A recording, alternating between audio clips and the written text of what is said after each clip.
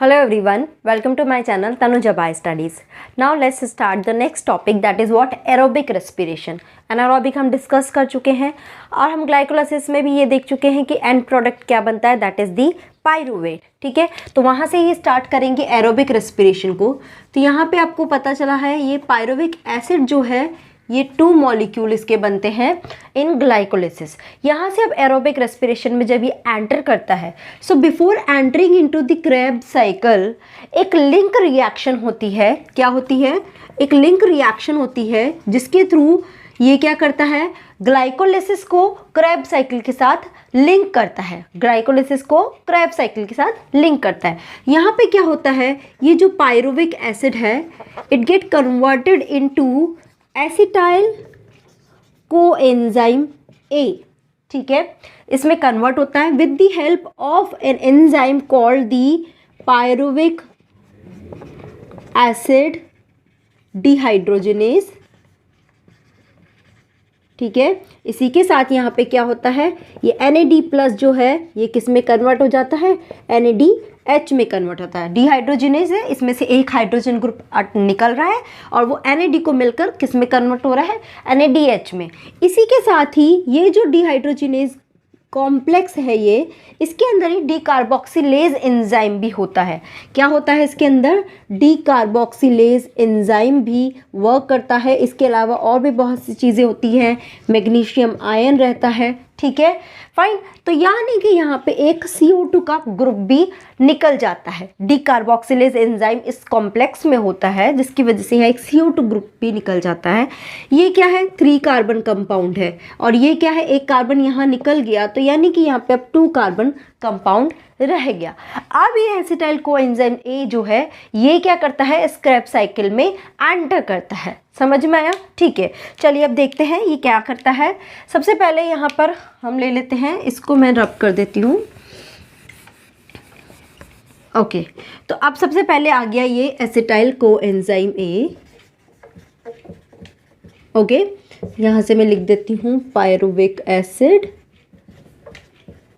Okay, now this acetyl coenzyme A along with oxaloacetate, क्या है ये, oxaloacetate. ठीक है, इसके साथ and with water molecule, ठीक है, किस में कन्वर्ट हो जाता है, सिट्रेट में कन्वर्ट हो जाता है. Okay, and the enzyme which work over here is called as the citrate synthetase. ठीक है, यहाँ पे कौन सा एंजाइम काम कर रहा है, सिट्रेट सिंथेटेज की हेल्प से. ऑक्जेलोएसिटेट ये क्या है, 4 कार्बन कंपाउंड है, ये 2 कार्बन कंपाउंड है और यहाँ पे क्या बन रहा है, अब 6 कार्बन कंपाउंड बनता है.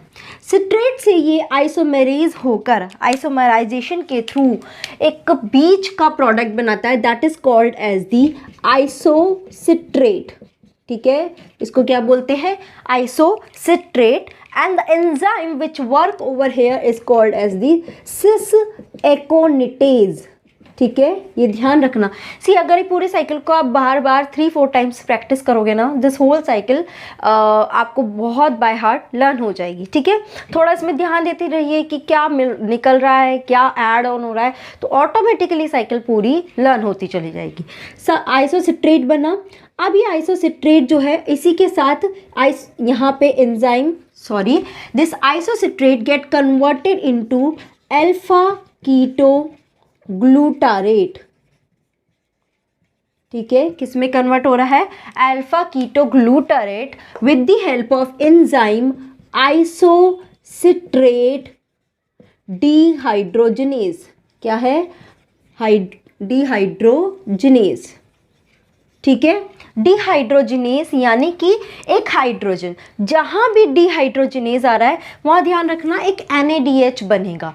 तो अब क्या बन रहा है यहाँ पर, एक NAD+ से क्या बन रहा है, NADH मॉलिक्यूल बन रहा है.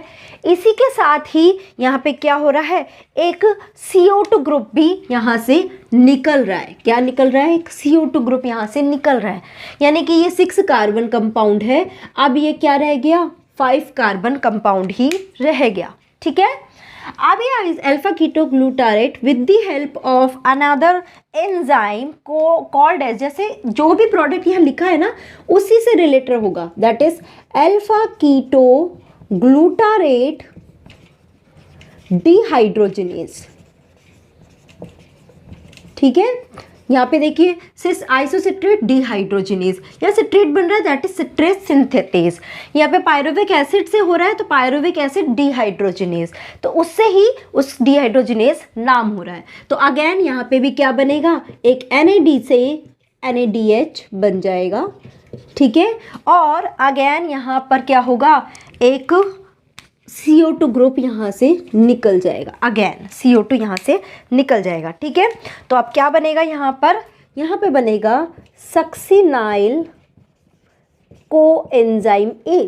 ठीक है, अब कोएंजाइम A, ये कोएंजाइम A चाहिए तो यहाँ पे क्या होगा, एक ऐड हो रहा है कोएंजाइम A, ये ऐड करना है। ठीक है, क्या हो रहा है देखिए, अल्फा कीटोग्लूटारेट डिहाइड्रोजिनेज है तो NADH बनेगा, एक CO2 ग्रुप यहाँ पे अगेन निकल गया, ये 5 कार्बन है तो अब ये क्या रह गया, 4 कार्बन कंपाउंड ही रह गया। कोएंजाइम A है तो यहाँ पे हमें कोएंजाइम A ऐड करना पड़ेगा। ठीक है, अब सक्सिनाइल कोएंजाइम A से क्या बन रहा है, सक्सीनेट। क्या बन रहा है, succinate with the help of enzyme, enzyme सारे इससे रिलेटेड ही है, that is the succinyl coenzyme A synthetase. ठीक है, और इसी के साथ ही यहाँ पे क्या हो रहा है, एक GDP मॉलिक्यूल से किस में कन्वर्ट हो रहा है, ये GTP में कन्वर्ट हो रहा है। ध्यान रखना, यहाँ पे GDP से क्या बन रहा है, एक GTP मॉलिक्यूल बन रहा है। ठीक है, अब ये सक्सिनेट से क्या बनाएगा, यहाँ पर फ्यूमरेट। क्या बनाएगा, फ्यूमरेट। ठीक है, fumarate and with the help of enzyme succinate dehydrogenase. ठीक है, ध्यान रखना, डिहाइड्रोजिनेज है अगेन, बट यहाँ पे NAD की जगह क्या बन रहा है, FAD प्लस से FADH2 बन रहा है।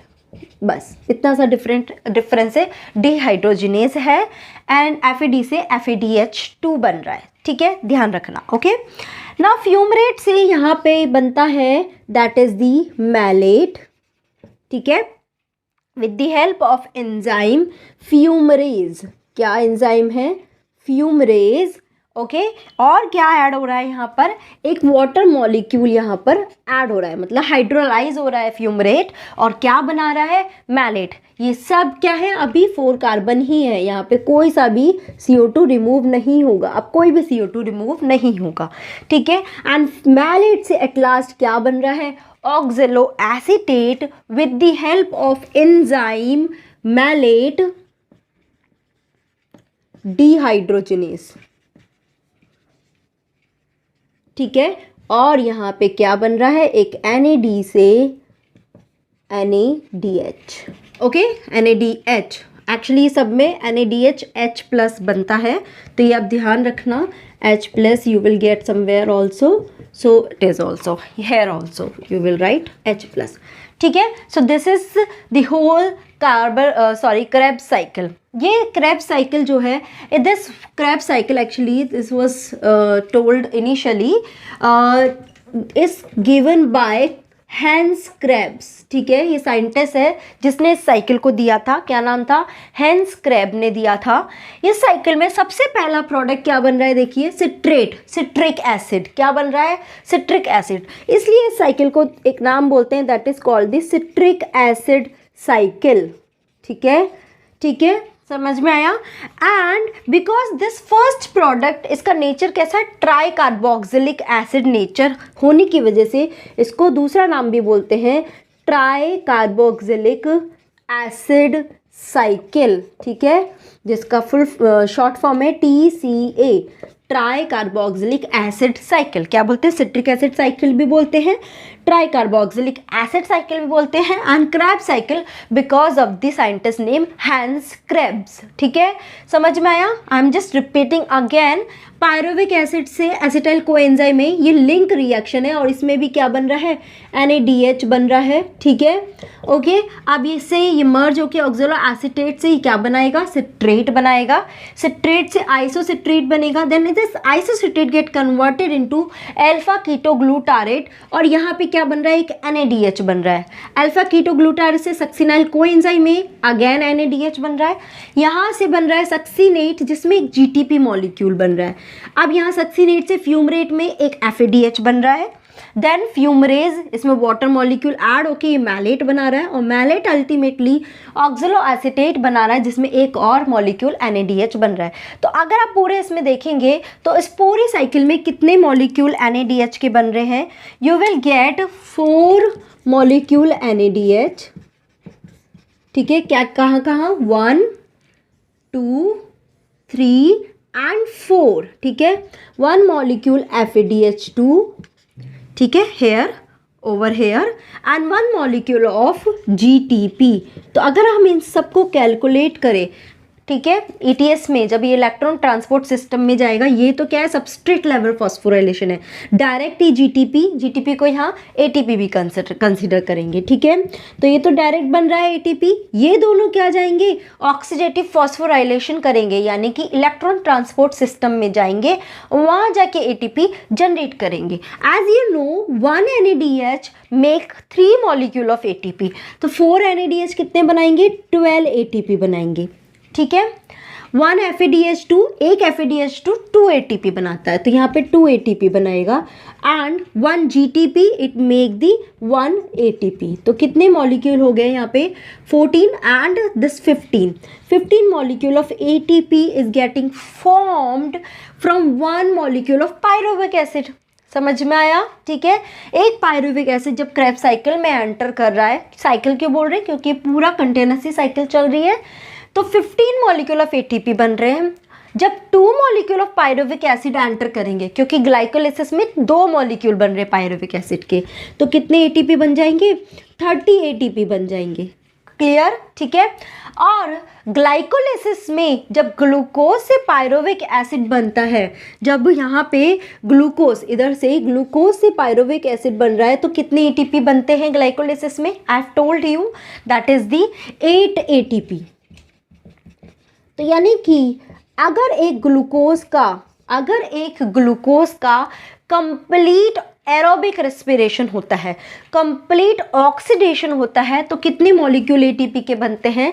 38 molecule of ATP are getting formed. ठीक है, जबकि एनारोबिक रेस्पिरेशन जब होता है तो उसमें तो क्या होता है, बल्कि ग्लाइकोलाइसिस में ही जो NaDH बन रहा है वो ही फर्दर यूटिलाइज होता है, तो टोटल सिर्फ 2 ATP ही बनते हैं। जबकि एरोबिक रेस्पिरेशन में कितने ATP जनरेट हो रहे हैं? 38 molecule of ATP are getting generated.